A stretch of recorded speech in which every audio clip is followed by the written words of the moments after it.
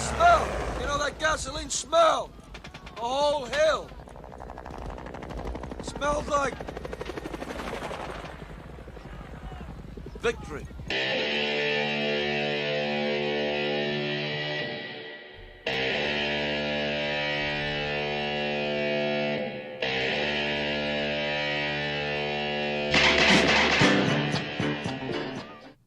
What's up? I hope we're live.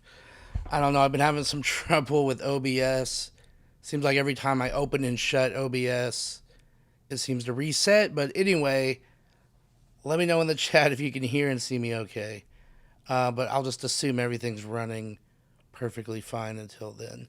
But good to see you, everybody. Welcome back to another monthly What I Watched live stream for everything I watched from TV shows to movies throughout the month of June 2026. What's up, Dan? Chris, Black Glove Reviews in the chat. How you guys doing? How you doing? All right, everything they said looks good. Hell yeah. So, as usual, some of these I'm going to go through fast. Some of these I might spend more time on, and some of that also depends on how much discussion back and forth we have together about the movies. But because I go through some of them fast, be sure in the chat, the live chat, to state what movie you're referring to in case I happen to be past it. There's also a little bit of latency, live delay that can cause issues. So just be sure to just state what movie you're talking about, followed by whatever you're saying about the movie. So that way me and everyone else will know what movie you're talking about and things will run smoothly. Hell yeah. But with that being said, and it's kind of implied with what I just said, but I love to hear from you guys, whether you loved the movie, whether you hated it, regardless of what I think.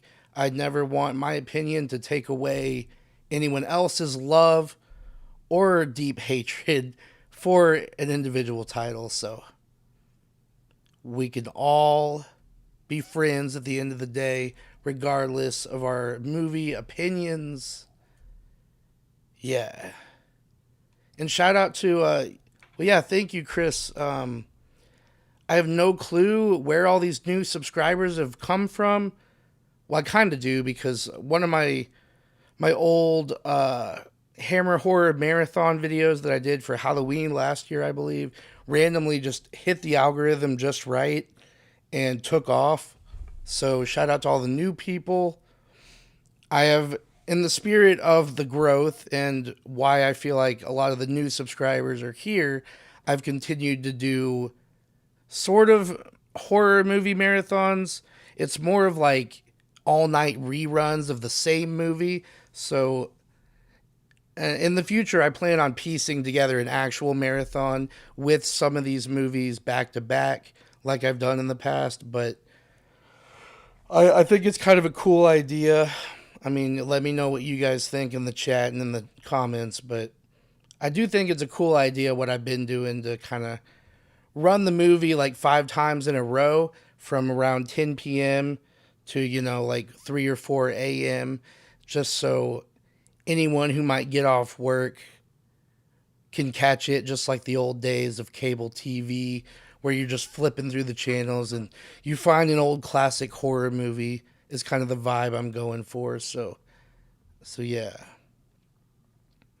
It's very exciting because my channel has almost doubled in size sort of randomly in the past like month.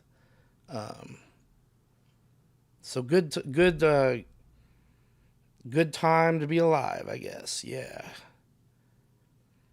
And I do plan on doing some more videos about certain movies and certain topics in the near future as well as possibly trying to squeeze in another live stream where we just have fun and sometimes don't even talk about movies. So look forward to that. Yeah. All right. Let's see. I guess we'll go ahead and just get started. So I I feel like there was one other thing I wanted to say, but I'm kind of going blank already on what. I think that covers just about everything. So last month was my big Dario Argento Discovery Marathon where I watched a whole bunch of Argento movies. There's at least one here this past month that I'll be covering. But just up front, in case you don't watch any more of this video, I would say high recommendations of new releases over the past month that you should go try to check out, although some of these probably aren't playing anymore, are Tuner, the Dustin Hoffman movie. I thought that movie was very unexpectedly great, and I didn't see anybody talking about it. Let's see. Leviticus. I fucking loved Leviticus. That's possibly one of my favorite movies of the year. Spoiler alert. And Jackass Best and Last. If you're a fan of the Jackass franchise, go see it. It's a nice little send off. And we'll get in depth on those movies as I get to them. But just, I wanted to put those up front as the movies to go out and see from this past month. But starting off, the first movie I saw this month is, or was, The Furious. Oh, sort of like a mixed martial arts, similar to like a John Wick movie about a guy trying to like beat up a bunch of bad guys and stuff. And top notch stunt work, top notch fight scenes. The story is pretty bland and stale, if you ask me. You know, we've seen it a million times. Guy's daughter gets kidnapped, and they're trying to sell her off to some like bad group of bad people. And yeah, but it was very entertaining. There's a lot of really cool, as I said, fight choreography in there, martial arts, and all of that stuff. How many Argento films do you have left? I don't know. I'm pretty sure I've seen more than half of his filmography now. Um, Maybe around half. Yeah. I can't give you a number off the top of my head, and it would be a waste of time for me to sit here and spend 10 minutes trying to calculate it. But yeah, just go watch my previous live stream if you want to know which ones I have watched, and then you can add them up from there. The Hammer one was great. I love Hammer. If you're talking about this movie, yeah, that Hammer kill that I wish wasn't in the trailer because it's kind of the highlight of the movie for me is pretty damn awesome.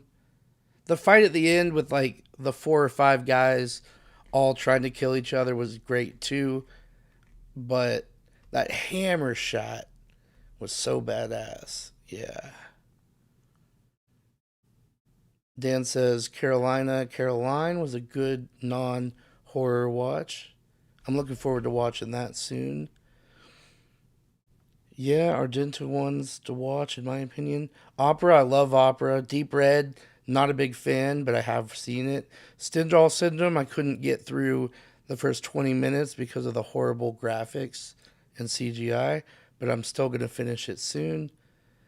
But yeah, there's Phenomena, which I'll talk about here in a minute because that was one of mine from this month that I watched. Probably one of my favorites, to be honest. Maters of the Universe, I had a blast with, and I did like Faces of Death. Hell yeah. That's one I didn't get a chance to see, is Masters of the Universe. But it looks like it could be fun, you know, for what it is. And I also liked Faces of Death. Alright. I don't really have a lot else to say about this movie, though. It was, if you're looking for like a fun, stunt fight choreography movie. Check it out. So next, and I was just talking about this, but Tuner, not whatever this stuff is.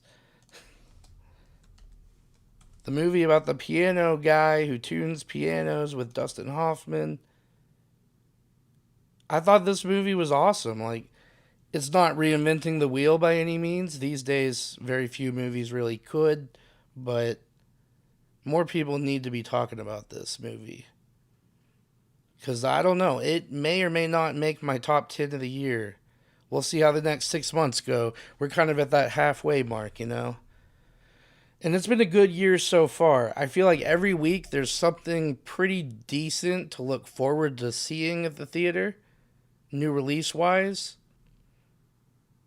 This coming week is actually the first week where I literally don't think there's anything coming out. Like there's that Young Washington movie that I have zero interest in, and then some new Minions movie. And I don't know, correct me if I'm wrong, Dan or anyone else in the chat, but I was looking on Fandango tonight to see what's, coming out tomorrow this week, and there was literally nothing that wasn't already out. Even the Minions movie has been out for a few days, I believe. So I don't know. It's been a good 6 months. But hopefully this week isn't a sign of that kind of taking a nosedive. But yeah. But hell yeah, Dan. I hope you've heard good things about this movie from more people than just me. Because I know I talked it up to you after I saw it. And Chris says, "A Love Phenomena and Masters of the Universe. Evil Dead Burn, I'm interested in as well. The Odyssey looks very good." Yeah, the Odyssey, I'm probably going to have to wait like a week to see it because I didn't buy tickets ahead of time, but I'm looking forward to that. The new Christopher Nolan movie. Lockbox with Carla Gugino is the only new horror one I have at AMC tomorrow. I'll have to look into that because I didn't even see that. And I haven't heard of anything about that. That's interesting. Okay. So anyway, this movie, it's kind of just this guy. He tunes pianos with Dustin Hoffman, who's kind of like his father figure in his life. He has some medical stuff, goes to the hospital. He's got to raise money for the medical bills because he just wants to be a nice guy and help Dustin Hoffman out so that hopefully he doesn't pass away because he can't afford the medical bills. And, he does piano tuning for a bunch of really rich clients and runs into some people robbing one of the rich clients, and he gets involved with them as a safe cracker because he has a really good ear, even though he has a disorder that makes his ears hypersensitive.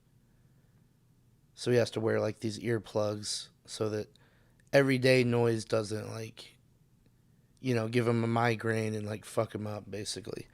So anyway, nice little movie. That's all I'm going to say. There's some other storylines I'm not going to spoil, but great unexpected movie in my opinion. All right, moving on. Scary movie. Was I right or was I right? Like I even went into this movie pretty positive, like open-minded, optimistic. This movie sucked ass. I'm telling you, this is definitely the worst one in the entire franchise. I don't know, maybe it's not worse than 5. I've only seen 5 once and it's been a while. But holy shit, this was so disappointing, man. I really wanted this movie to be good. And I think I don't think I laughed out loud once. I think I smiled and chuckled maybe twice. And this movie was just god awful. Um, Again, like I said at the beginning, if you loved it, then don't let my opinion take that away from you. But holy shit, was this just like. It's exactly what I thought from the trailer. Because the trailer looked to me like what went wrong with Scary Movie 5, where it was literally just a bunch of barely non connected comedic beats that don't have any sort of linear story at all.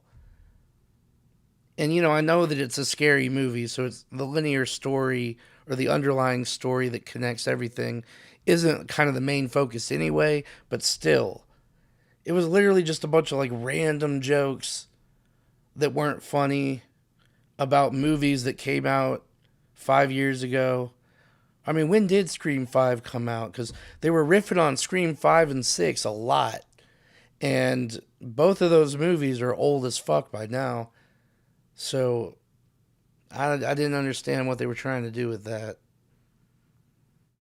Oh, wow, I thought it was better than everything after 2. You're crazy, man. That's what Dan says. That he thinks is better than everything after 2. Um, your favorite scary movie is 3, right? Yes, but I think nostalgia plays into that because that was the first one I ever watched. I was probably younger than I should have been when I saw it. I didn't see Scary Movie 1 and 2 until later. I think the order of which I watched them was Scary Movie 3 was on repeat when I was a kid. I really love what Leslie Nielsen brings to the table in it. Scary Movie 4 I remember liking as a kid, haven't seen it as an adult. Scary Movie 5 I tried to watch a few years ago and it was god awful. And then Scary Movie 1 and 2 are great. You know, like I totally get why they're either one of those could be number 1 for anyone else. It's just a personal thing that I like Scary Movie 3 the best, but I don't want that to take away my feelings for 1 and 2. But yeah, because everything after Scream 4 was. And what's up, Ben, by the way? Because everything after Scream 4 was mid and then crap. I do agree. That's like exactly my thoughts. Like, Scream 5 was mid. Scream 6, I fucking hate. Scream 7, I think is better than 6 just because they got Nev Campbell back. But the ending and the reveal of 7 is just the worst. I might have misspoke there. Did I say Nev came back for 6? I meant 7. Hopefully you guys know what I mean. Those last couple scary movies sucked hard. Well, I do agree that 5 sucked hard. And again, it's been too long on 4 for me to really speak on it. Scary Movie 2 is great, says Chris. Yeah. But like just not to harp on this movie for too long, and but like the Terrifier part was literally just essentially the scene from Terrifier, just not as good.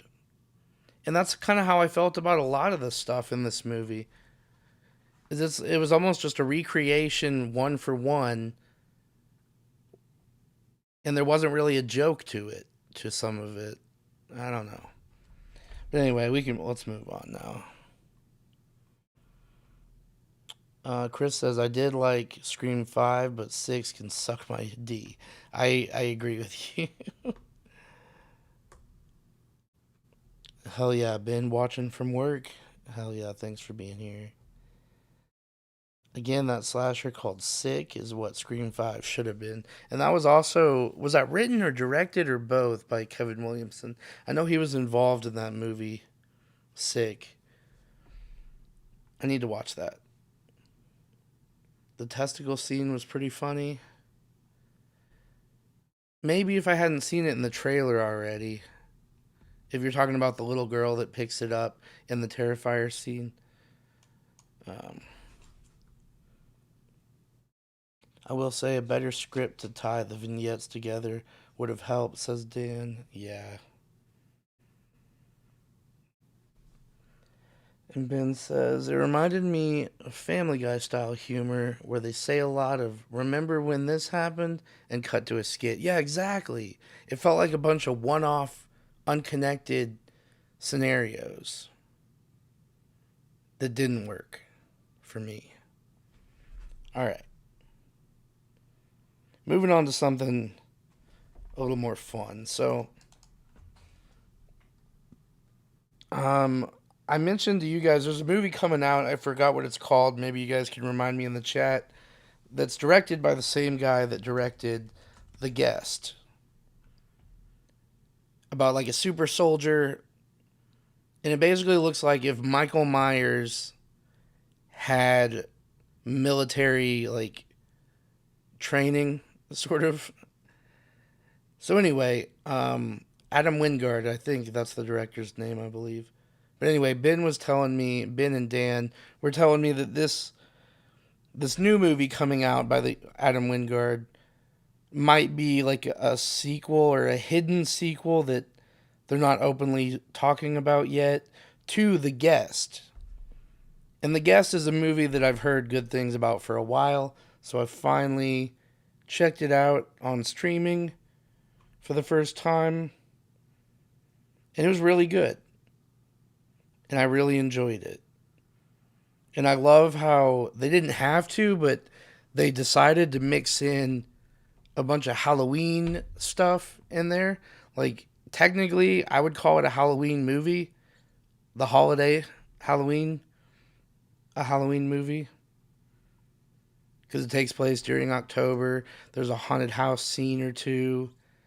Um, there's a lot of Halloween decorations and stuff going on. What the hell is this? That's definitely not from that movie. Anyway, Dan Stevens is great as always. Is it just me, or are Dan Stevens and Nicholas Hoult the same person? Like, they kind of look the same. They have similar mannerisms. I don't know where they're each from, but just a random side note. I feel like they're the same person. And they're both great actors. Onslaught, yes, that's what the movie's called. That's coming out in August, I believe, September. Anyway, I'm looking forward to that. The UFC guy Alex Pereira plays the super soldier in the new one. Hell yeah. Los Vampires looks good. What is that? I feel like I've seen a trailer or something for that, but I'm going blank. Oh no, the guest. LOL. Craig, where are you? Who's Craig? I do like the guest a lot. Says Chris. Dan is better looking.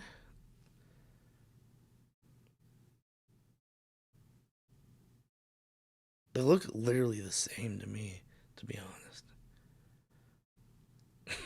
honest. Hence the whole tangent I just went on. No, I know. I can tell them apart, but they do look very similar. Dan Stevens has done some great work. I'm surprised he isn't a bigger marquee star by now. But let me tell you, Dan, thank God he's not. Because he's done some really great work for the independent film world. And I don't want to see him blow up any bigger. Like, you know, I want him to make that money, but I'm pretty sure he probably already has.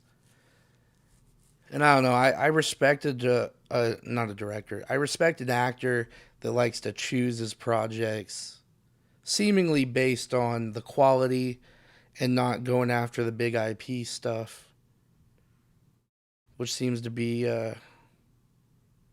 what Dan Stevens is doing. Even though he did that movie with Al Pacino, but that wasn't like a huge IP or anything, and that movie sucked ass. But anyway, um, Dan Stevens was the live action Beast in Beauty and the Beast. Was he really? So that's another connection. He's played the Beast. Nicholas Holtz played Beast in the X-Men movies. Crazy. Los Vampires is about the making of the Spanish version of Dracula. They are giving it the Shadow of the Vampire treatment. Wait, is that the movie, like the old 2000s vampire movie with Willem Dafoe that you were telling me about? Or is this something new coming up? And he's in the new Godzillas. Okay. All right, well, let's move on. Oh, and what's her name? She's also great. The It Follows girl, Micah Monroe. Yes. All right, moving on. Phenomena. Dario Argento movie starring Jennifer Connelly. Holy shit, this movie was pretty much made for me. I can't decide if I like this or Opera more. I think I like this one more because it's a little bit more batshit crazy. But this is like fighting for my number one favorite Dario Argento movie. It's just, you got the monkey with the straight razor.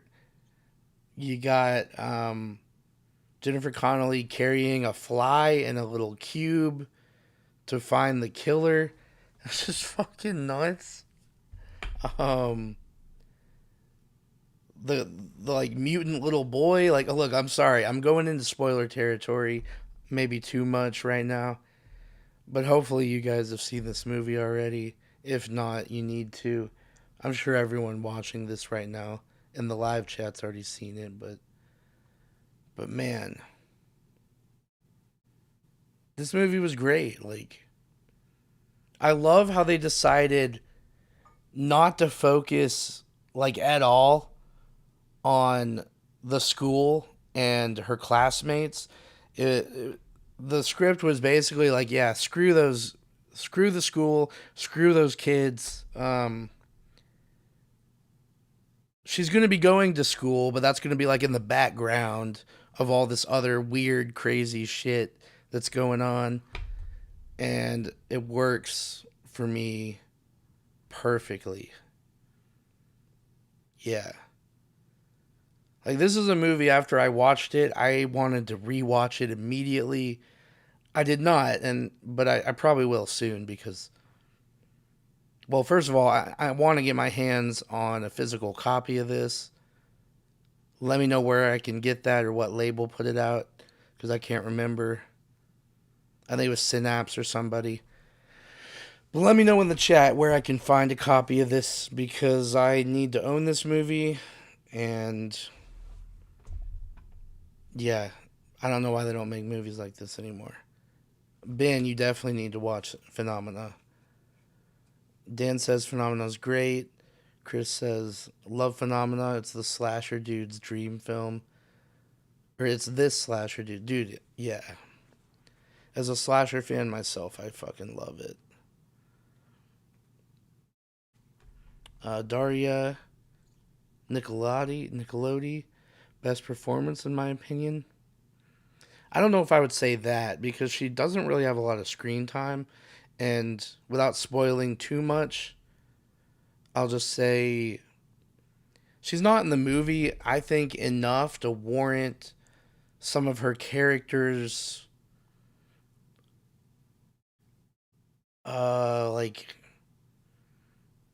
I don't know. It's like she's a totally different character in an earlier scene than she is later, and it doesn't really connect very well.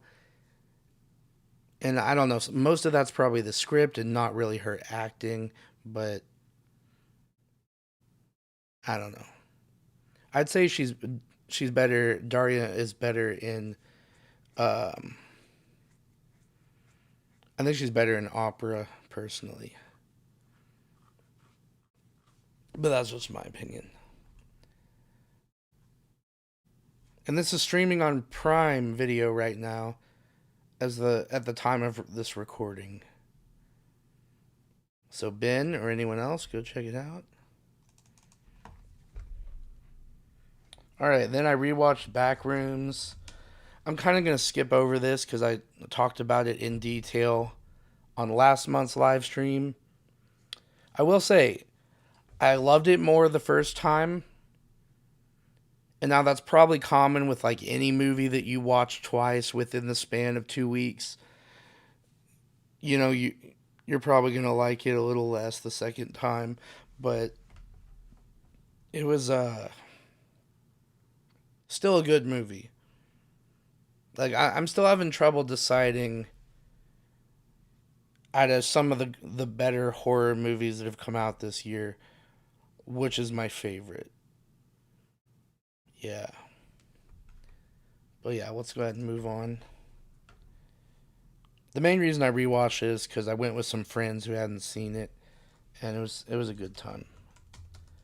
So I got to see The Dark Knight though on the big screen. I've seen this movie like a million times, just like everyone else. But it was really cool to see this on the big screen again because I don't think I had since it came out. And I think I was in like eighth or ninth grade. And it was such a big deal when it came out. It was so cool to see this on the big screen for the first time and recently when I saw it again. God. But I'll be honest, I think I like The Batman with Robert Pattinson maybe a little bit more as an overall movie. I think Heath Ledger is the best Joker, but obviously the Joker is technically not in the Batman. And I don't know, man. I know that sounds like I'm kind of talking shit about The Dark Knight, but I don't know. A few months ago, I rewatched The Batman, so then seeing this again on the big screen after having not seen it in a while, it was so cool to see it on the big screen. But also, I don't know, something about the atmosphere that Matt Reeves brings to the Batman. I think I love it a little bit more. And again, I don't know why I'm comparing the two. It's not needed, but oh well. Dan says the Phenomena 4K is a really nice 4K. Ben says they're releasing Backrooms with extra footage. And the more I've looked up interviews with the director of Backrooms, Kane Parsons or whatever his name is, the more interested I almost become in the movie The Backrooms, or Backrooms I think it's called. I don't think there's a the or a the in there, but the more I watch interviews with that kid, the more I realize like this dude might be young, but he's a genius. And the more I want to like dive into, like, I don't know, there's so much like info on the making of Backrooms already on the internet that it's so fascinating that I can't wait to get that on physical media.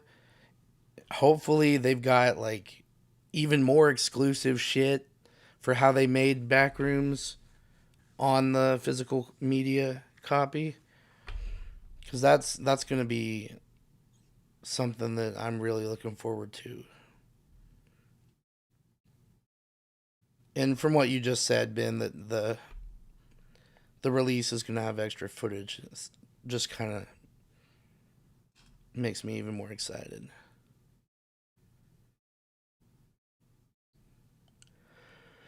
And an extra 15 minutes on the movie. Hell yeah.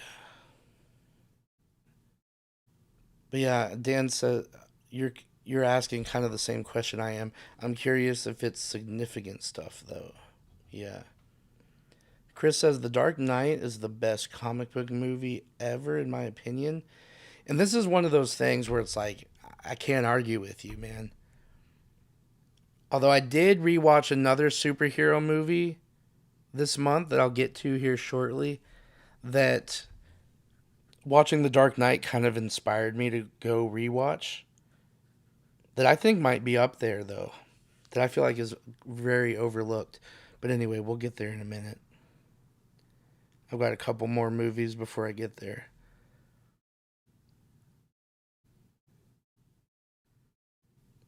All his shorts were made with free software. Yeah, Blender. And that's so cool to me. It makes me think I need to download Blender and learn how to use that thing, you know? Crazy because they look great. Yeah. All right, so moving on from The Dark Knight.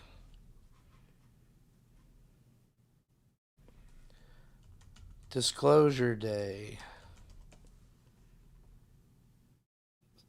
Steven Spielberg. I think out of all the like alien movies he's made, this is definitely the weakest. The first like 30 minutes kind of had me pretty hopeful, where I thought like, okay, this might be kind of cool. You know, this is going somewhere. I'm interested. But by the end of it,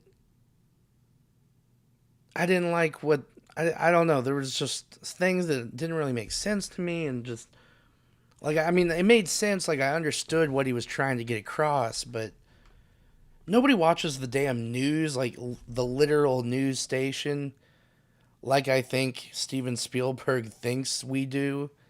It was kind of such an old man idea, and there's like a whole bunch of things in here that were kind of old man perspective things, you know what I mean? That I found kind of out of place if he's trying to tell a modern story taking place in modern day right now. I mean, they do mention, you know, like he mentions like putting the shit online, like the alien stuff online for everyone to see instantly. And I can't remember. There's him or another character makes an argument against that as an option. Can't remember why, but I don't think it really worked for me. Yeah, and the whole thing about World War III is like I didn't even realize till I was watching or listening to a podcast reviewing the movie afterwards that this even was supposed to take place during a time like an alternate reality where World War III is like on the brink of happening, or nuclear war is about to happen, or whatever. Like he did a really shitty job of just of having weight to any of that. Like he just kind of glossed over it, where I didn't even know when I heard the podcasters talking about it. I didn't know what the fuck they were even talking about. I was like, World War III, like what? They don't. North Korea's like sending nukes everywhere. What are they talking about? Like I don't remember that from this movie at all. But apparently it's in there. But it must have been like so brief that I overlooked it. And then just how everyone's freaking out about like, oh my god, we're abusing aliens. Like they have feelings too. Is just so stupid to me. Like I don't know. It's not like they're. It's not like abusing animals. Like these are alien beings that we should be poking and prodding, and I don't think they went far enough with the abuse in any of the footage we get to see to warrant like an outcry for the aliens, which is I think another thing that Steven Spielberg was trying to get across in this damn movie that didn't work for me. Now let me see what you guys have to say.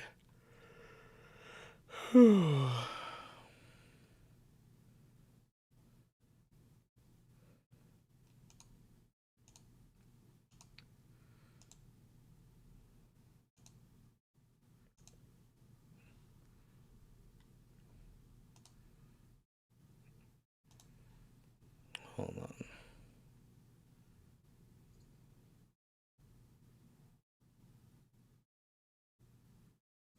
I'm totally lost. The chat thing and just like exited out, and I'm trying to get it back. Okay, there we go. Hold on. It's tough to live up to his other Alien films. Yeah, the big stuff in the trailer was just newsreels. I wanted to see a ship land and stuff has been. I'm with you there, I think. And the whole like aspect of the aliens being nice and wanting to help humanity, I just don't care about personally. Like I want to see violent aliens that are trying to kill us all Independence Day style. Like I mean, look, I think there can be room for both and there should be room for both, but if I had to choose like personally which movie I'm going to like more, it's going to be the fighting the aliens. So I don't think this was a movie for me just right off the bat, probably, just because of that. Chris says, real quick, your thoughts on Sony stopping production of physical games in 28 or 2028? I think it's bullshit. I don't know much about everything that's going on, but all I heard was, and I don't know if this is even, well, it's not Sony, it's Rockstar, but the only thing that I've heard regarding that is that GTA 6 or whatever, even the physical, if you buy a physical copy, you don't get a disc. You literally get a case with a freaking code inside. It's like, why? Why? That's just stupid. I mean, the writing's been on the wall for a while with, both PlayStation and Xbox making consoles, at least one version of each console without a disc drive, but it's very sad in my opinion to see that happening. But anyway, back to Disclosure Day. Dan says it did feel like some of it was trimmed down. Yeah, but even then, I don't think they could have saved it for me personally. What's up, Barney? How you doing? I play Diablo 4 is digital only, so but yeah, it sucks and it's bullshit. I agree. Um Hate that can't sell a code when I'm done playing the game if I don't like the game. Yeah, exactly. And I think that's why they're doing it. You know, it's just so weird that we're living in a time where they're like everything is shifting in that direction. Yeah. So I don't feel like I really own it. Yeah, exactly. But alright, let's move on to I watched Trauma, not the Argento Trauma. I did watch the Argento Trauma last month and talked about it.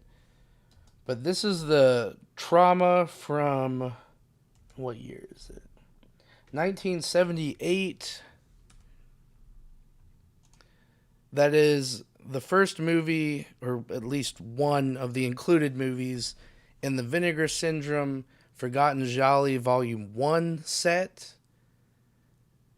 I'm going to be slowly working my way through the Forgotten Jolly sets in order. Some of them I've already seen before, but depending on how quickly I can get through all three movies, because I'd like to watch them in relative succession so that they're like fresh on my mind. I would like to do a video after I complete each box set, just talking about it. But it's been a few weeks and I still haven't watched the other two. So by the time I finish the other two, I might not have a lot to say about or about this one. But it wasn't amazing, but it wasn't like horrible. Like, I didn't get bored or anything. It's a quick like 90 minutes. Um, Nice little, shallow. Yeah. There's a Chilean film also called Trauma that's really good. Oh hell yeah! Is that the movie that's like on the? Everyone says is like very disturbing within the first 10 minutes. you'll want to turn it off, sort of thing. Because I know there's a movie called Trauma that falls into the disturbing movie category, which is a category of movies that I've had interest in for a while. So I might be checking that one out too soon, just for the hell of it. Chris says I like Trauma. Yeah, it's a kind of a gym. Hell yeah. And you also have the set. Yeah. Ben says Trauma is messed up. I assume you're talking about the one that I was just alluding to, the one that's, well, messed up. It's a 6 out of 10, Jolly. I think that's fair. That's a good, like, because it's better than, like, a 5 out of 10. Better than average, but not, like, much better than that. So, I agree with you. The Chilean one I meant, says Ben. Dan says, yeah, the Chilean Trauma is definitely extreme. Yeah, the first scene in Trauma, the Chile one, is fucked up.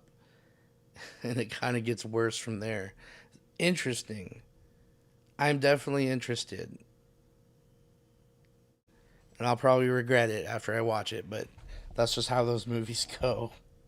You want to be in on the joke, or not joke, but on what is so disturbing about this damn movie, and then you actually watch it and then you kind of regret it later. You guys know how it is. So next, this is another one of those superhero movies that I think, I don't know, it has its fan base, but the director definitely has a lot of haters.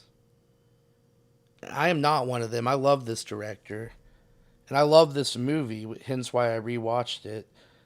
Watchmen by Zack Snyder. The movie, not the show.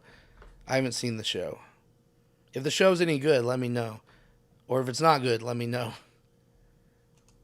But, so I watched the director's cut. So there's the theatrical, the director's, and then the ultimate cut. And apparently the ultimate cut has just like a whole bunch of other like tangent style stuff that I am interested in watching, but I feel like if you're wanting just like a complete package, I probably went the right route with the director's cut. Patrick Wilson, some other people. Great movie. I love Zack Snyder. I'm not like a Zack Snyder fanboy or whatever. Like I really don't give much of a shit about the Justice League stuff that he did, or really even the Superman stuff that he did.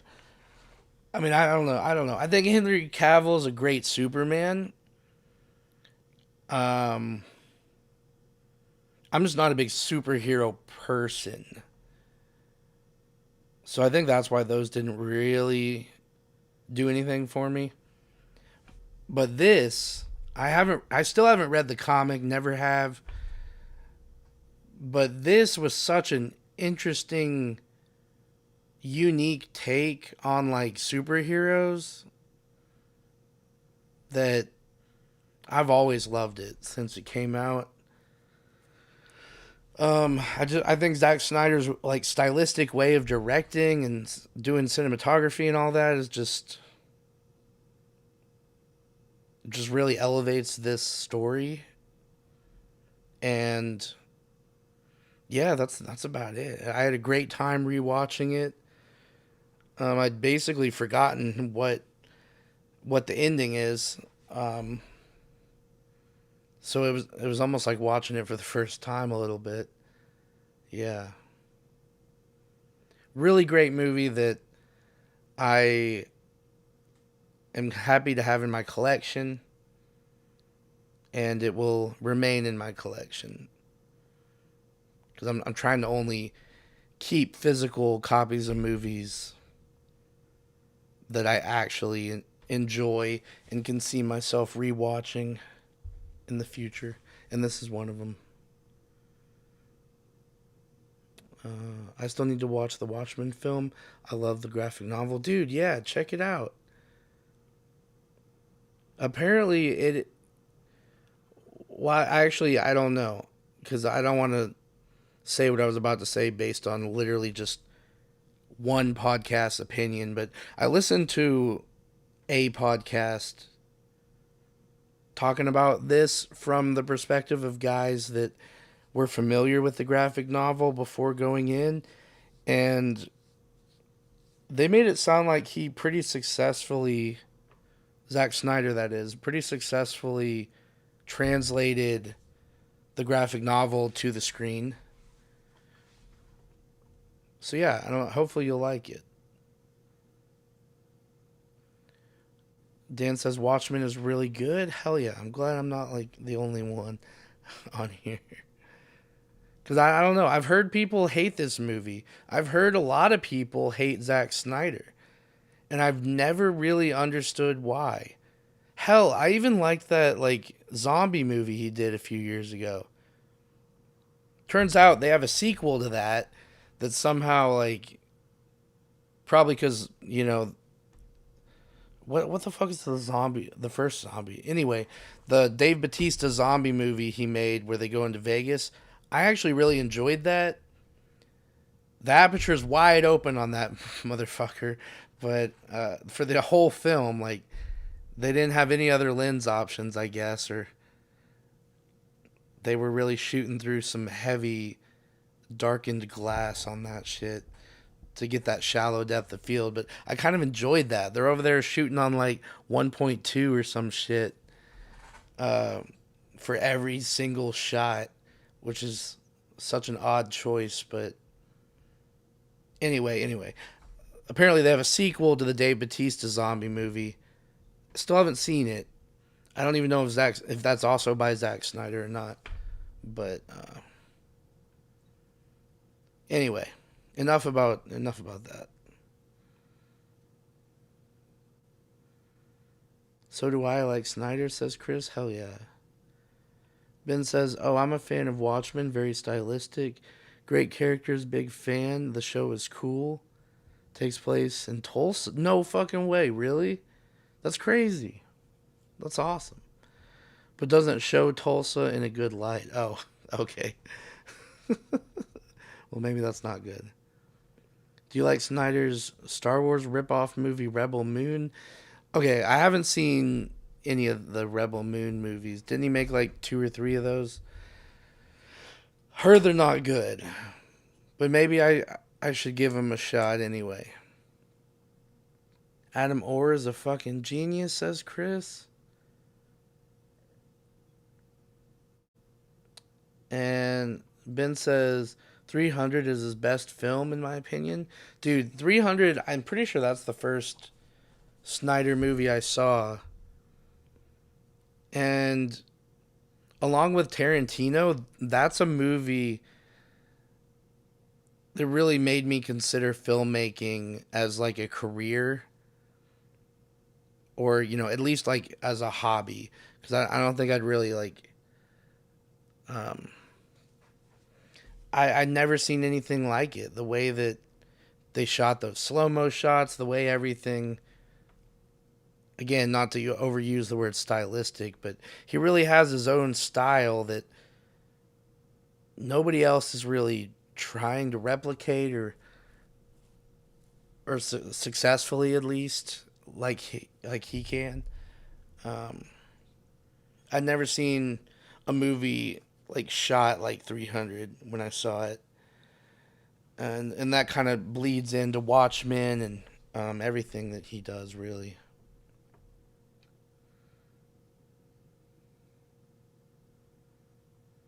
300 or Dawn of the Dead remake. His Dawn of the Dead remake, that's actually probably the first movie I saw, not knowing who Zack Snyder was. Cause I didn't. That was about before I like paid attention to who directed movies and stuff. Dawn is my one zombie film. Than the Snyder one.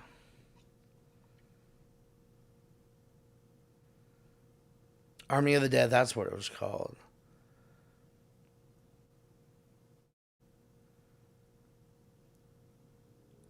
Ben, I don't know what that acronym is. ROTLD?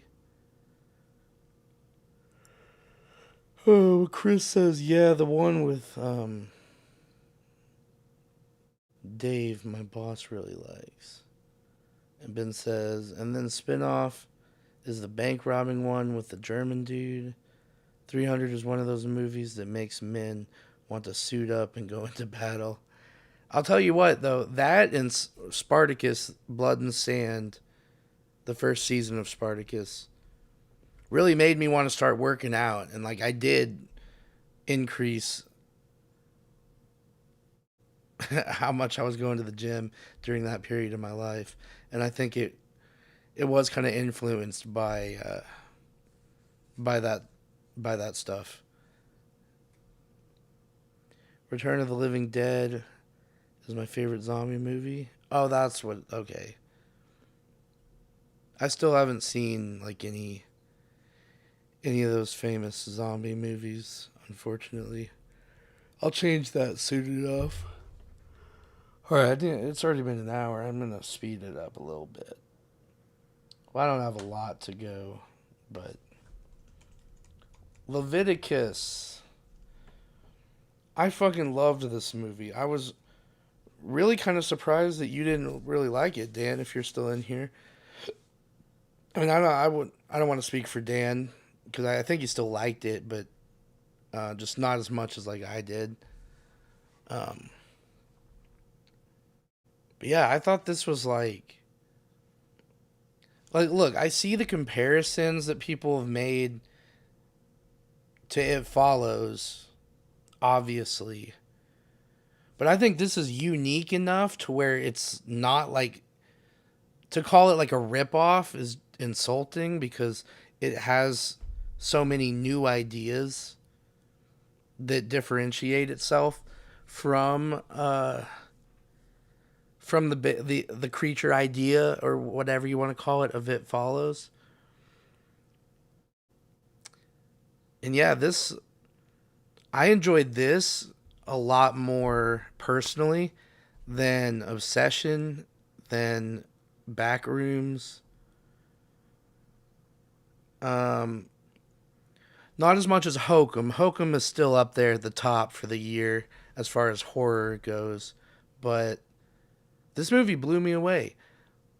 Really shitty ending, really abrupt ending that I feel like they should have just done something different. It just kind of like ends and then you're just left to be like, okay, that's it.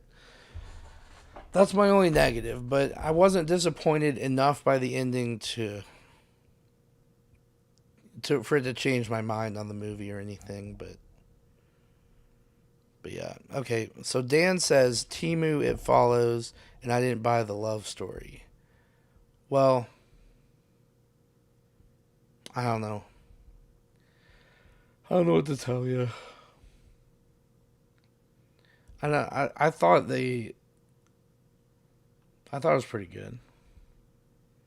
And I don't even know like Leviticus is obviously, like has a lot of biblical it's drawing from the Bible.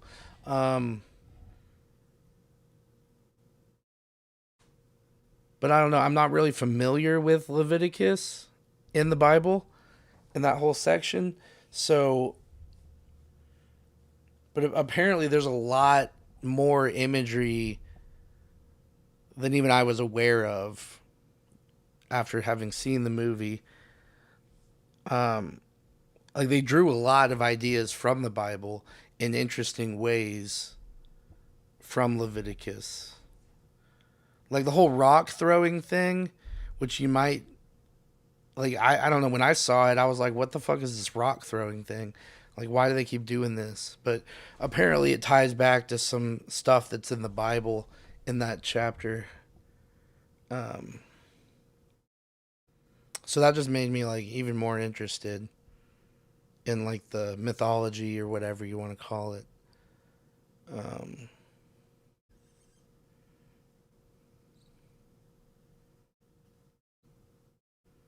well, and even above Hokum, I think um Night Patrol is probably like I'd probably put above even Hokum. um, you'd love Return of the Living Dead. I need to check it out, and I will eventually. I promise. Return of the Living Dead takes place on July 3rd and ends on the 4th. Okay. Dan says Leviticus was a letdown. It's not horrible, but yeah, not great. I don't know why you didn't love it. Like, it's one of the few movies in recent memory that's actually like freaked me out.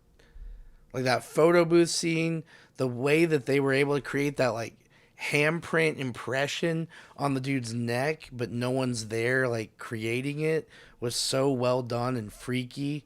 Um, the whole ceremony with the flame was freaky as hell, and the way that like the two kids are convulsing on the ground, and that's all I'm gonna say about that without, because I don't want to get too into like spoiler territory. But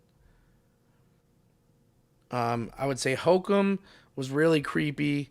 Leviticus, even though I like Hokum more just as a horror movie, I think Leviticus like freaked me out on that like that next level that we're all kind of searching for, that we rarely get as people that watch a lot of horror movies. And I got to give it credit for that. Yeah. But yeah, you're right, Ben. This is like the perfect time to watch Return of the Living Dead apparently, cuz it's almost July 4th already. Ben says I liked Leviticus, not making my top 5, but maybe my top 10 of the year. Hell yeah. Chris says Gladiator is my all-time favorite film, Ben. My father passed of lung cancer in 99. Damn. I went with my mom and saw it in the theater. Oh man, that's yeah. I don't even know what to say, man.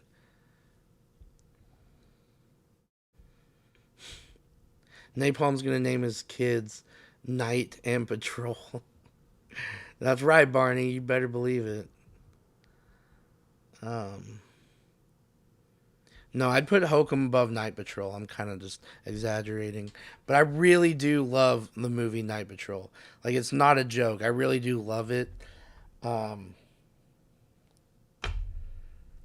we'll have to wait and see where it falls on my top 10, and I might even do, now that we're like halfway through the year, I might even do a live stream where I do like a top 10 of the year so far video.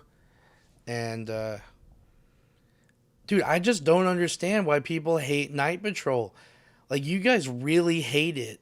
At least Dan, at least gave it a 0, which a 0 to me is as if you just leave the camera running in a dark room for 2 hours. Like that's a 0. But I guess to each their own. I don't know.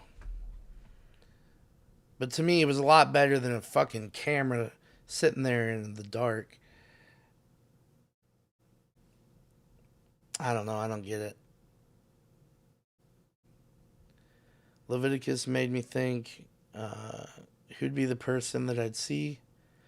Yeah, exactly. Because they said it could even be like a celebrity. Like, fucking. You got Alexandra Daddario fucking chasing you down. I wouldn't stand a chance, dude. The second those. I'm going to leave it there. Feruza would be having angry sex with me. I still don't know who this Feruza chick is that you're always talking about. It sounds like a hairy man, to be honest. Like, what kind of name is Feruza? I don't know. When I think of Feruza, I think of Vegeta from Dragon Ball Z. I think Dan wants to have sex with a Dragon Ball Z character. Ben says, I didn't like it much. The vampire rules didn't make sense. And it was a little racist. What? Night Patrol? I guess, but I wouldn't call the Crips and the Bloods coming together to form a unity among black brothers racist. But the cops and vampires were definitely racist within the movie, but I wouldn't say the movie's racist. But I don't know. Maybe that's what you're talking about, though. Um, Fairuza Balk from The Craft, haven't seen it. American History X, haven't seen it. Waterboy, haven't seen it since I was like 5. Um, I have no clue, Dan. I guess I'll have to do some research on Fairuza Balk. That's what kind of. That's just now that I know her name's last name is Balk. That's even worse. Ew, gross. Just kidding, Fairuza. I'm sure you're a nice lady. So I rewatched Until Dawn, the movie. I've still never played the game. I don't know what it is about this movie where it's such a shitty like movie, but I really like it. And I don't know why. I guess I don't really have to have a reason why. I mean, but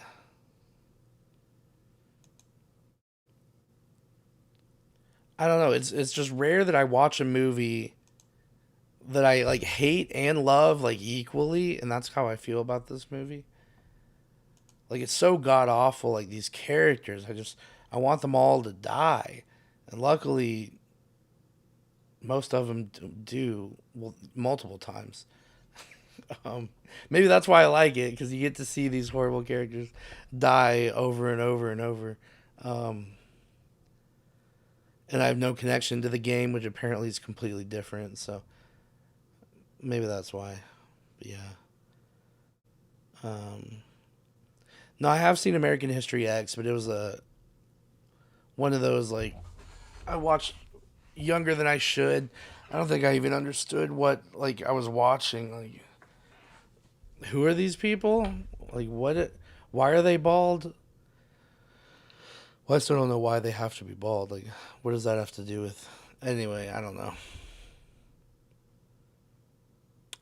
No, that one group of vampire hunters from Africa saying they were made to kill the settlers,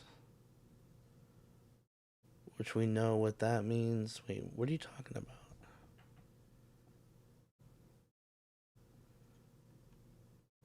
Oh, from Until Dawn? I don't think they're vampires. I mean, I don't know. Maybe one of the creatures is a vampire. I mean, there's a whole bunch of like different. That was my main Well, one not my main criticism, but one thing I didn't like about Until Dawn, and I still don't like, is that they do vary up the environments and the creatures and the ways that they die and the things that kill them, except for this guy. Like, why is he like a returning character throughout the movie? Like, I don't know, but nothing else is. And he's not like the showrunner. The showrunner's that one scientist guy. So I don't know. I just feel like the design for his mask and it's just I don't know. It's just so generic and uninspired. I feel like they should have just used this character once and then literally you could just replace the mask each time and that would have made it more enjoyable for me, um but yeah, anyway. Dan says Until Dawn's fun. Chris says, "Oh, okay. I've heard mixed things about Until Dawn." Yeah. Ben says, "I get it with Until Dawn. It's one I can put on any day of the week and watch while doing laundry." And that's almost exactly what I did.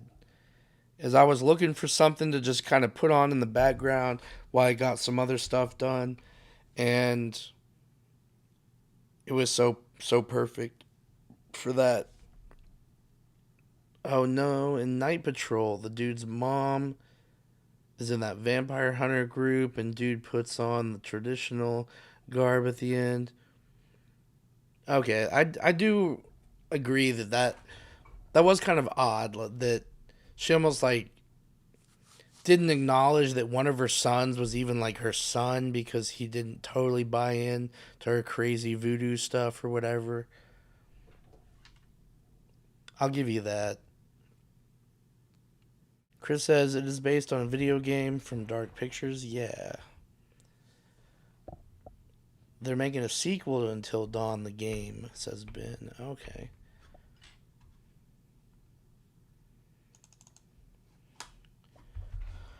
All right, Dan, you'll probably be excited because I told you that I already watched this, but I watched Rabbit Trap.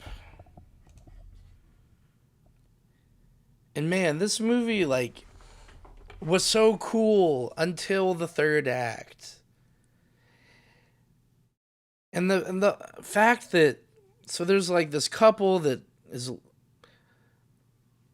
they're making like an experimental sort of sound album where I don't know if they're married. I don't think they're married necessarily. I think they're just dating or whatever. I don't know, but they really lost me at the end, and I don't want to spoil it, but it was like this doesn't make any sense at all, and it really did go from like being really good to being just absolute dog shit in my opinion at the end, and it like ruined the whole movie for me. I don't know. And it made me mad because it was like the movie was so damn good and they picked this direction to go. Like, this is so stupid. I wanted to see them making more music and shit. And based on the premise from IMDb, it basically lies to you. Like, let me find this shit. So on IMDb, it says married. Okay, so I guess they are married. Married couple Daphne and Darcy Davenport, and I'll show you a picture of this like little boy as well. Daphne and Darcy Davenport are two musicians who from London to a cottage in Wales to complete their new album. By accident, they record a mystical sound. When the fuck does that happen? They never accidentally record a mystical sound. On purpose, they go with the little boy and he leads them to a mystical being sort of thing that's ambiguous, but where they purposefully record a sound, but they never record any mystical sound by accident that's never been heard before or gradually disconnects them from reality. So that's like total bullshit. And I don't know why it makes me more mad than it should, but no, Dan, I don't need to rewatch it. The movie's just dog shit by the end. Again, like the first 2/3 are good, but so all right, let me find the photo. Okay, so obviously this is a press photo, but like obviously a woman, right? And again, I know that these days you can be whatever you want, and you can look like a woman and still call yourself a man, and it's fine or whatever. But they're trying to pass this off as like a little boy, like not a girl transitioning into a boy, but like a born boy, but it's not a boy. I don't know. How do you explain that, Dan? And I get it. I'm just like harping on nothing, like for no reason. Like it doesn't fucking matter, but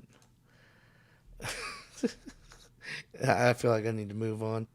Like I said, the first 2/3 I thought were really good, and then I don't know. Ben says I fell asleep on Rabbit Trap. Should I finish it?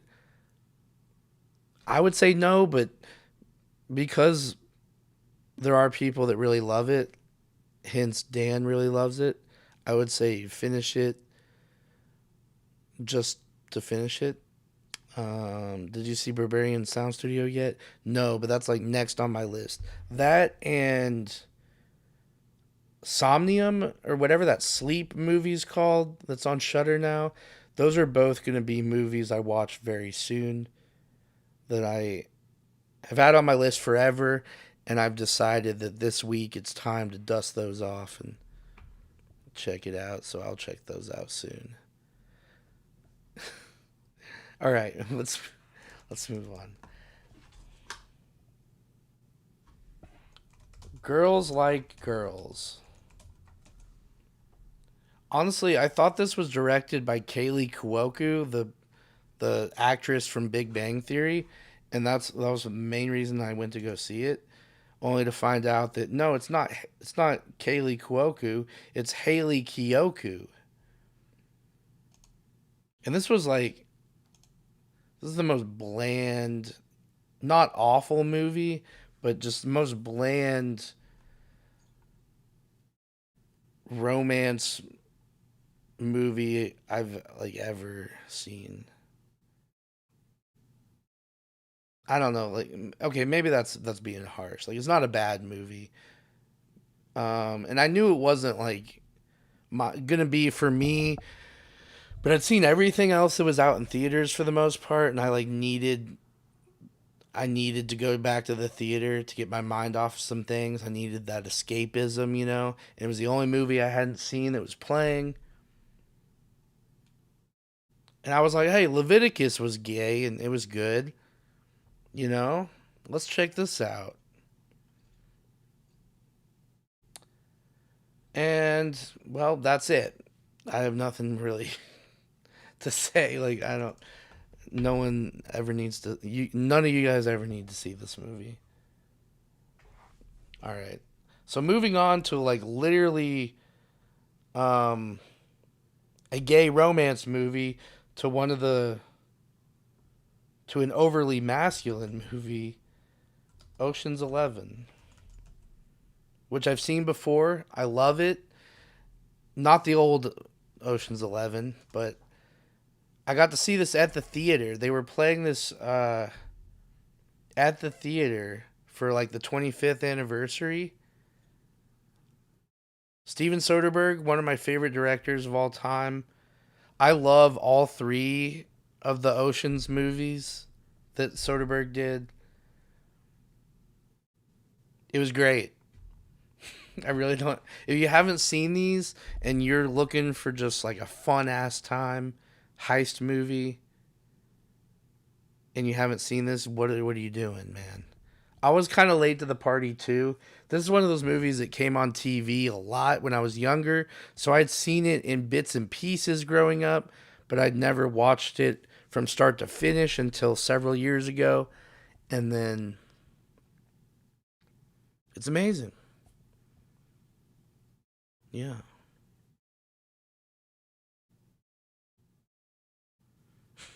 Chris says, "Oh God, no." uh, that's it. It was really cool to see this on the big screen.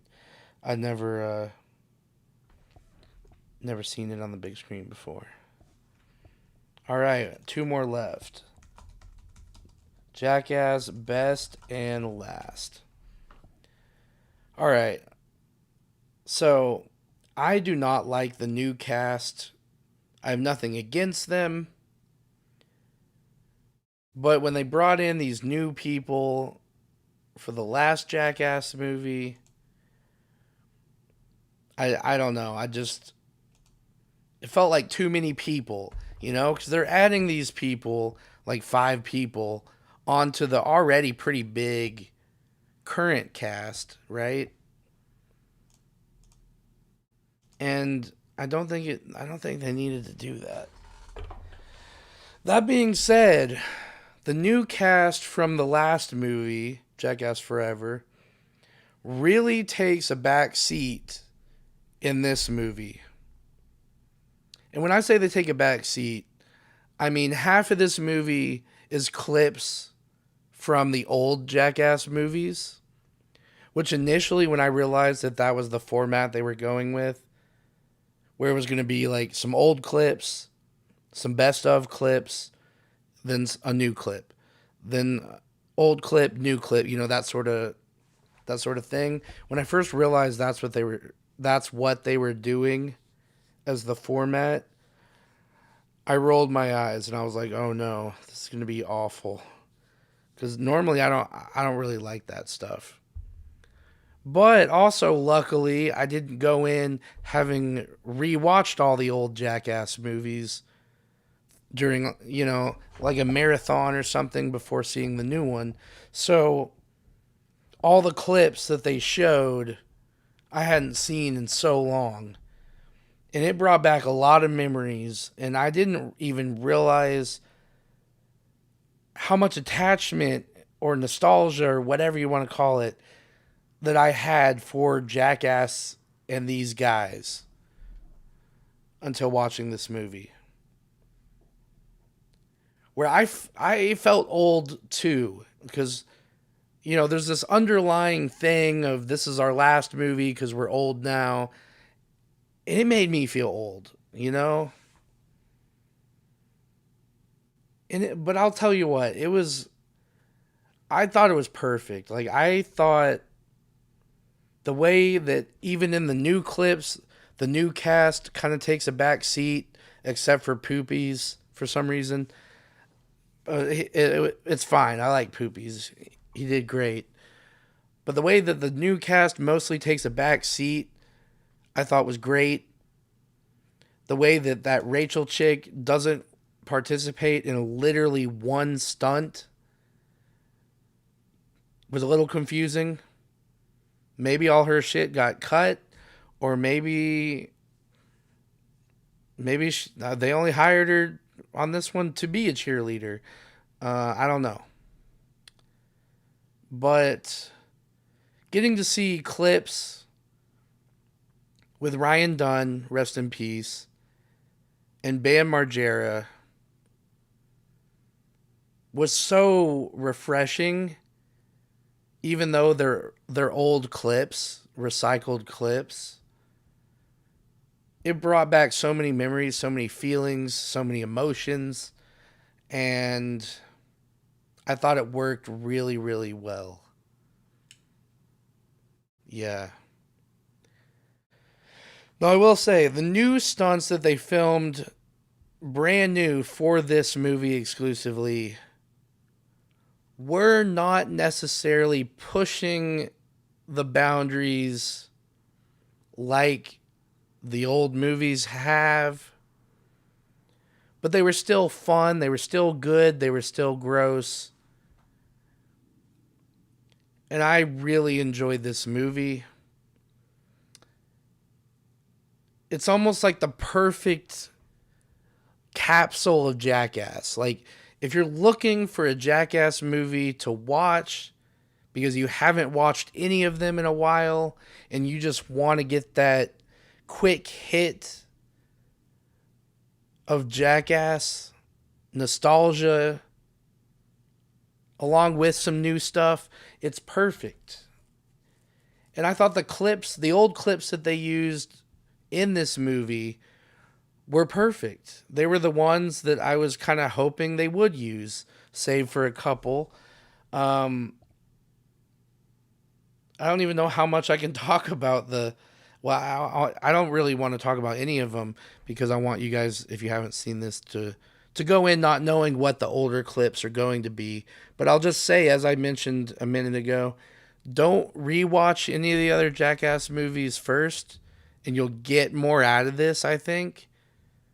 Go see this and then rewatch the other Jackass movies, because that's what I'm planning on doing. And I think that's the best way to do it, personally. I really like this, yeah. I thought it was great. And I didn't expect it to really be as great as it was. Yeah. All right, let's get to the chat.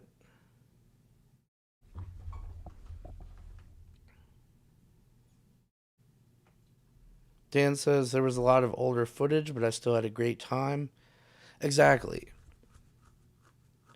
Well, there's also some old footage that I maybe has been released already online, but I don't think it's ever appeared on TV or within another Jackass movie. Like, I don't know if I should even say it without if that'd be too much of a spoiler, but we get to see the infamous Brad Pitt kidnapping that I personally hadn't seen the footage of. Maybe it's already been out there. And we also get to see Knoxville, pew pew in the chest with the vest on. That I also am not sure if that footage was out there already. Maybe it has been out there already, but that's how the movie opens, and I thought that was a great way to open it. And that's all I'll say. Dan says, I still think Wild Boys was the best of the Jackass crew. I've never seen Wild Boys, and I really want to, especially now. I a while back I bought all the seasons of Viva La Bam because that is a show that I had seen growing up, and I decided to buy season one of Wild Boys, but I still haven't watched it. So I own it, so I may as well pop it in, and I probably will soon because it seems like a fun show. Chris says, I'm a Gen X punk nerd, and I remember this shit. Dan says, Preston looks like a grandpa now. Well, and it's amazing they got someone even fatter than him to almost replace him in a way. But yeah, they all look a lot older, especially because you're seeing these old clips where they were really young. It's such a stark contrast when you see it side by side. Chris says, these youngins will never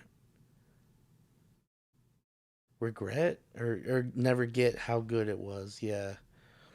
Dan says, Rachel's a comedian, but yeah, she never did much of anything. Like, she literally didn't do anything. Like, I don't know. At a certain point, I started kind of keeping track of, like, when is she going to actually do anything? And besides the opening, like, musical sequence to introduce, like, the title of the movie, where she gets her tongue, like, shocked or something, which I think is just a repeat of something she did on Jackass Forever, if I'm not mistaken. She didn't do anything. And I'm not trying to put the blame on her for that, but it is kind of like, what's the point of even having her there if you're not going to include any footage of her doing anything? I don't know. That really did confuse me. But Dan says the lady cop not putting the brake on her car is hilarious. Oh yeah, during the hardware scene, which is another one of those old clips that was like infamous that we've all heard about, but I don't know if they ever released it publicly. Besides the police not putting it in park though, I thought that scene or that clip was like talked up very very highly, and then it was kind of a dud of a clip, to be honest. Like, they were like, oh, it was such a big deal. We shut down the hardware store. We shut down LA. They didn't let us film here for 10 years. And then it's literally just Johnny Knoxville in a prison outfit, handcuffed with some shitty handcuffs on, going into a hardware store and being like, hey, can you guys give me a saw to cut my hands, cut the things on the handcuffs? It's like, I don't know. I didn't get the appeal to it. Besides the part where the cop forgets to put the brake on. But but anyway, regardless, definitely go see this if you're even remotely a Jackass fan. And I think it'll do the same for you that it did for me and bring back memories. And yeah, I can't believe Steve-O and some of these guys are still alive. And who would have known that Steve-O would almost have like the most 180 out of all of them. Like, I feel like he went from being the deepest into drugs and all that stuff to he's kind of the only one that's probably sober right now. I don't know. It's kind of weird how that kind of ended up. But yeah, Dan says Steve-O demands. Oh, I'm not going to read that out loud, Dan. But yeah, that would have been an interesting way to get her involved, I guess. All right, one more. Last one. And this isn't even a movie. This is a TV show on Apple Plus called Widow's Bay. So I just finished episode 4 last night. And I love this show. It's basically, without spoiling it, it's a horror TV show. 45-minute episodes on Apple Plus, like I said. I've heard some good things, some rumblings about this, but didn't want to look too much into it. I wanted to go in as blind as possible. But I'll just say it is great. I love seaside horror. And it's basically about this mayor of this like island off the coast of like Massachusetts or something, kind of like Cape Cod or whatever. But the island has a dark history. And there may or may not be a whole bunch of like supernatural legends attached to the island that may or may not be real. But nonetheless, tourism hasn't been very good, so the mayor is trying to do everything he can, to increase the tourism and to make it a touristy spot. But a bunch of dark things keep happening, and it's one of those series where it's not really an anthology because most of the characters, and first of all, each character is so like quirky and has their own like personality, and they're all written so well. But each episode is almost like a mini story that includes most of the characters in each one, for the most part. But it's telling like a separate story that is almost contained to that episode, even though they all do tie together, and it's great. It's like, it kind of reminds me of Hokum a little bit, how it's very dark but still comedic. Excuse me. But in like just the perfect way that I personally really love, and I'm very picky when it comes to horror comedy. And yeah, it's just such a fun, great show that I can't wait to finish. I think there's 10 episodes. And like I said, I've only finished 4, but it's very rare that first of all, that I even watch TV shows, period. But when I do watch TV shows, it's very rare that I find a show that I'm like hooked on right away, where it's like, man, I got to get to that next episode. And it's not even because of cliffhangers or anything. It's just because each story is so interesting and creepy, and it's almost like each episode is sort of like exploring a separate supernatural legend that this island has. And it's great. Yeah. So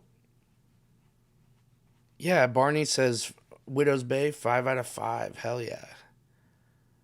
And Dan says I want to start that ASAP. Hell yeah. I hope you guys review it on your show, because that'd be great. And Dan also says that I should review Citizen Vigilante. I'm very curious about that movie, especially after all the controversy, because I don't know, it didn't look very controversial to me, but I don't really know much about it, so it'll be interesting to check it out for myself. But yeah, Widow's Bay is incredible. Go check it out if you haven't already. I didn't even have Apple Plus. Like, I signed up for a free trial just to watch this show, and it was worth it. I mean, it was worth it because I didn't have to pay anything because it's a free trial, but still, you know what I mean? Even if I did have to pay for it, it'd be worth it just for this show, is what I should say. Yeah. Ben says, yeah, I've heard good things. I'll probably get Apple Plus soon. Hell yeah.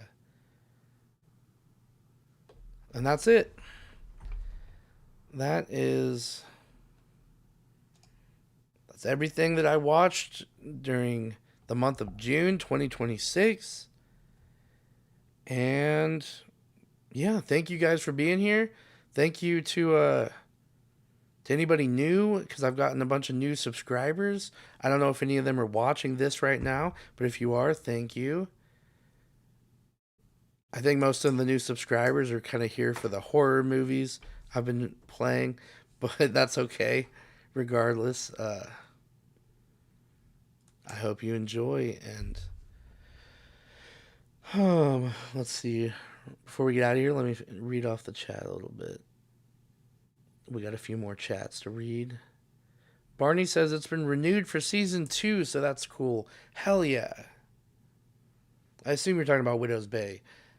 Hell, well, what else would you be talking about? That's the only TV show I've even talked about. Hell yeah. I am so happy to hear that. Chris says, yes, separate the art from the artist, and I mean actor and actress as well. I can give two shits about what they have done. Roman Polanski. What are we talking about? Oh, the Army Hammer, because he's in that Vigilante movie. See, maybe I don't know enough about what exactly happened, but I never really felt like Army Hammer did anything that was like even like bad from a criminal standpoint. Like, he didn't go to jail or anything, did he? Like, I don't think he ever actually like killed anybody or ate anybody, right? Like, I think it was just kind of like a weird inside joke that he had with a couple chicks or something, wasn't it? I mean, again, maybe I don't know the whole story, so don't judge me if it is like worse than I know about. But let me know in the comments below. Yeah. Dan says Army only talked about eating women, which is weird, but also like as long as you're not actually chopping anybody up, and you know, if it's just like your weird sort of turn on to over text messaging or whatever, I don't know. I don't know what to tell you.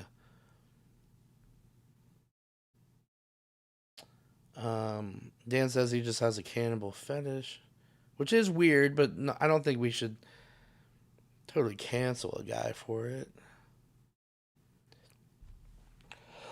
Ben says he made jokes about cannibalism. None of the girls broke up with him over it. Oh, interesting. And I know there was like a big documentary or something about it. I never watched it though. No, it could be that, Chris. I'm not sure.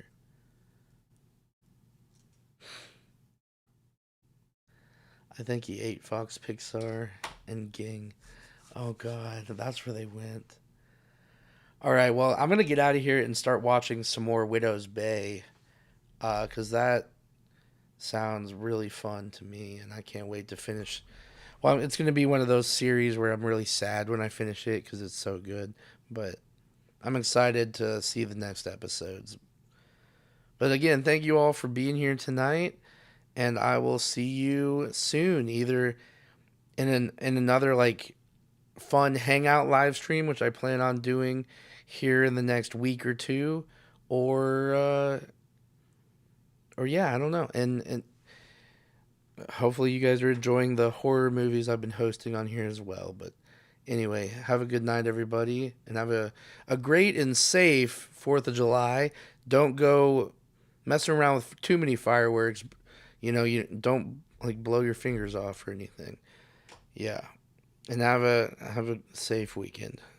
Peace out. I love the smell of napalm in the morning.